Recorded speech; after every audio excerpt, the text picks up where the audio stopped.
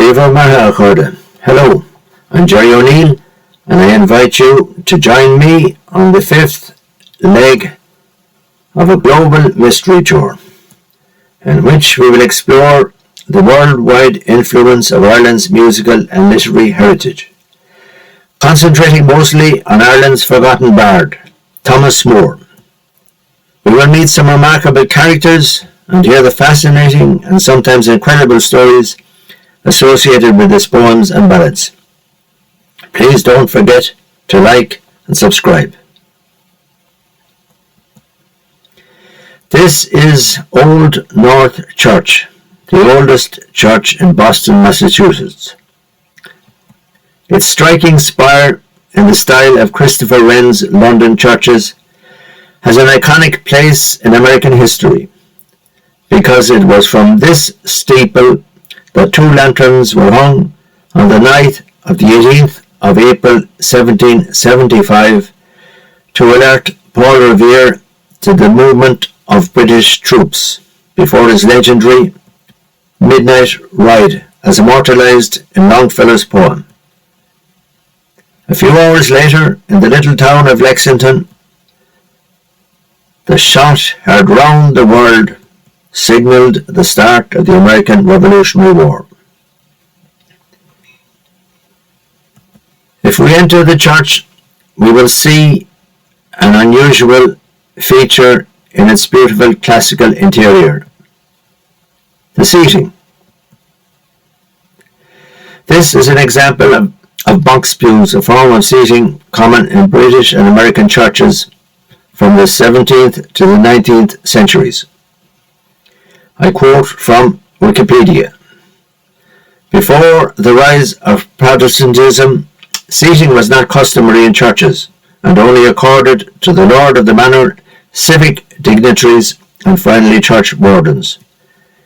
After 1569, stools and seating were installed in Protestant churches, primarily because the congregation were expected to listen to sermons, and various types of seating were introduced, including the box pew. Box pews provided privacy and allowed the family to sit together. In the 17th century, they could include windows, curtains, tables, and even fireplaces, and were treated as personal property that could be willed to legatees.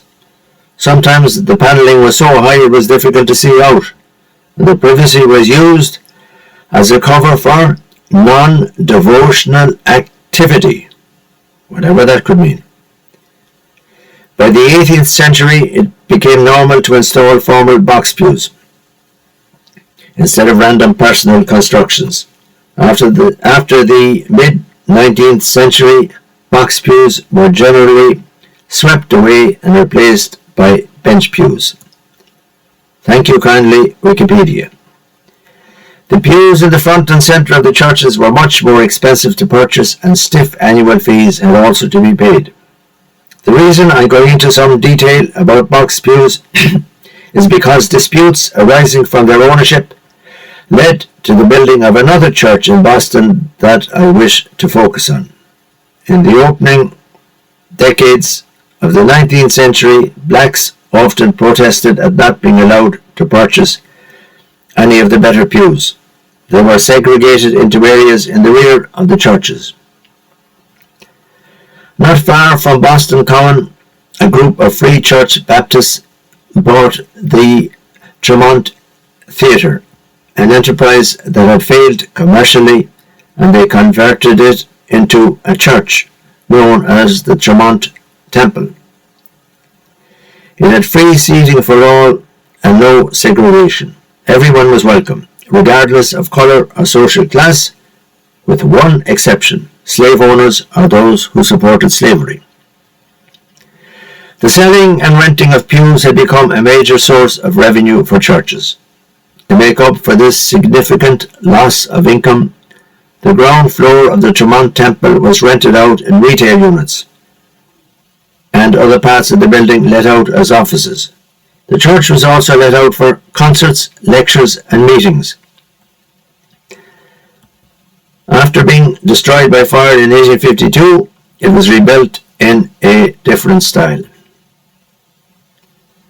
The greatest soprano of the 19th century, Jenny Lind, the Swedish Nightingale, sang here in 1850 on her American tour. She was paid a huge sum of $1,000 per performance, plus expenses up front. The tour organizer was P.T. Barnum of circus fame. He had mortgaged all his possessions to finance the tour. Jenny Lind gave all her substantial takings to charity. Her pianist, conductor and arranger was Julius Benedict, a German Jewish composer who spent most of his career in England. 10 years later, he was to compose the music for the hugely successful opera The Lily of Killarney, the work for which he is most remembered. The Lily of Killarney was one of the so-called Irish Ring, along with The Bohemian Girl and Maritana, a very cleverly marketed venture. And that's an excuse for a short musical interlude. Here's a short jig-like song from The Lily of Killarney. I dedicate this to the memory of Dinny McCarthy of Powderduff Road, Cork, whose singing first introduced me to this lively number. It is a charming girl I love, she comes from Garryowen. She's gentler than the turtle dove, her hair is brown and flowing. Her eye is of the softest blue, her breath as sweet as morning dew. Her step is lighter than the fawn, and she's called the calling born. Botheration, her likeness I never shall see. There is but one calling born, and she does not love me.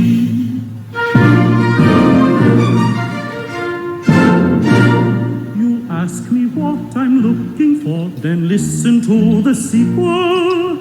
The calling born I love no more, when I can find her equal.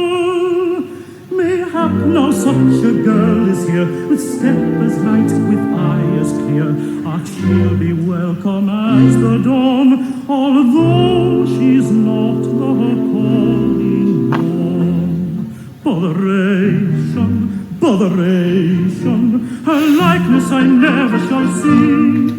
There is but one calling born, and she does not love me.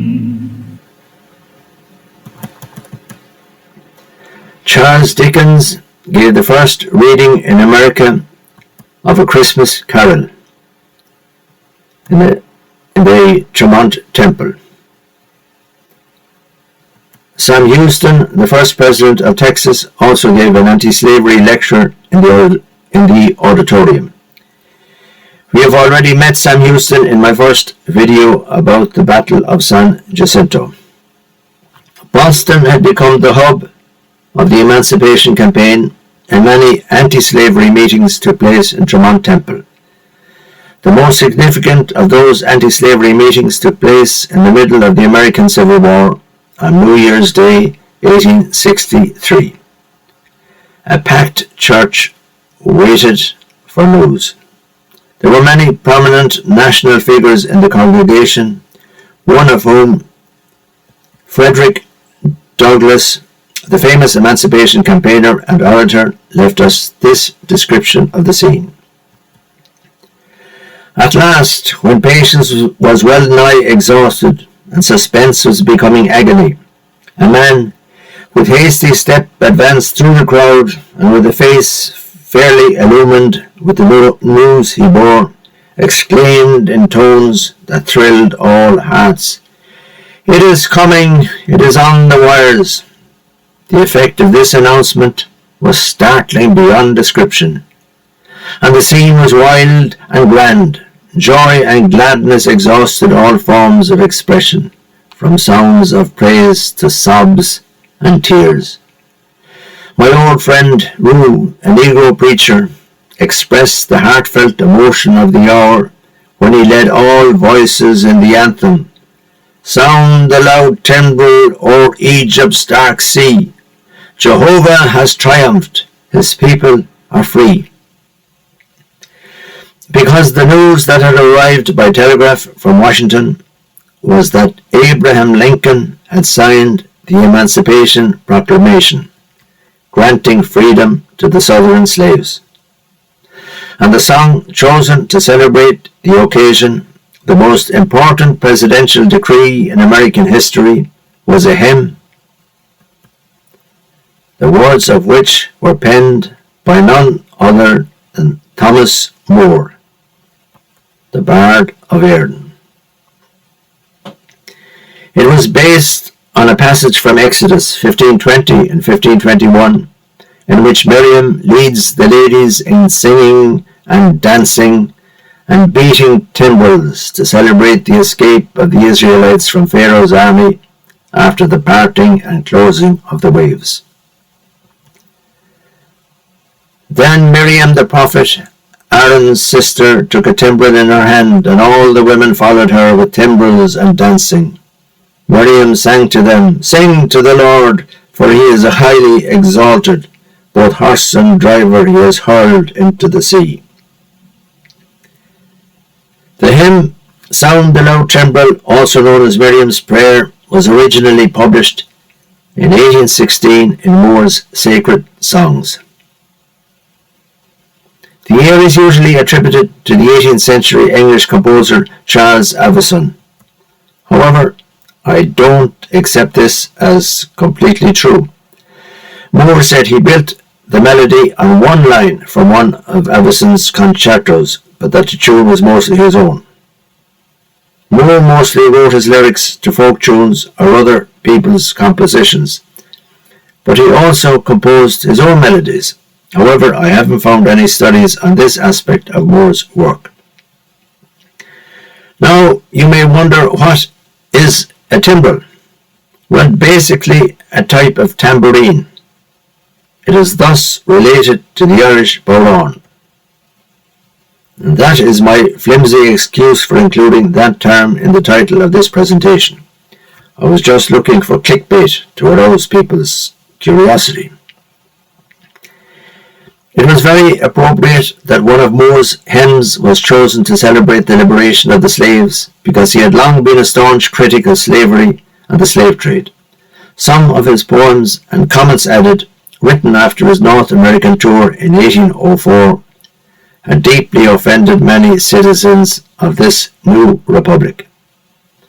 He drew attention to the conflict between the USA's boasts of liberty and the fact that a large part of their own population was in bondage. Here is a famous quote from Moore: "Where bastard freedom waves the fustian flag in mockery over slaves." The Tremont Temple was again rebuilt in 1894 in a flamboyant Italian Renaissance style. Here are a few slides.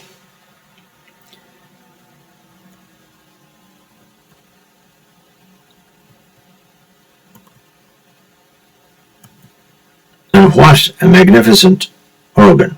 It still serves as a church today and fulfills its original remit of welcoming all with open arms. And here is a short clip from Moore's "Sound the Loud Timbrel," the hymn which heralded in the freedom of America's slaves.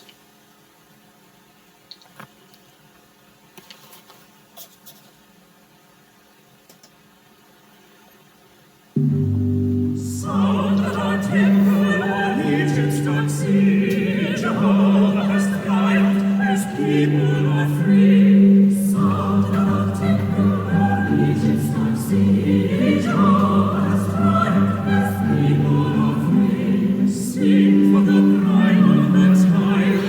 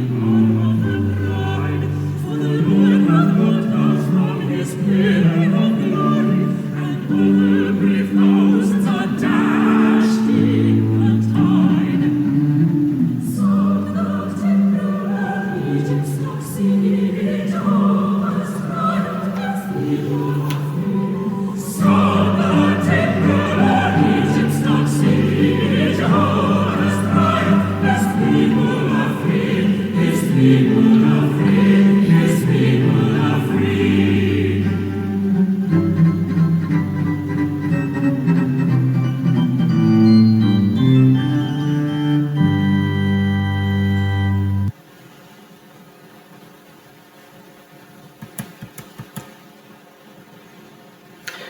not finished with the New World yet, but on our next trip we'll visit a renowned European capital for a change.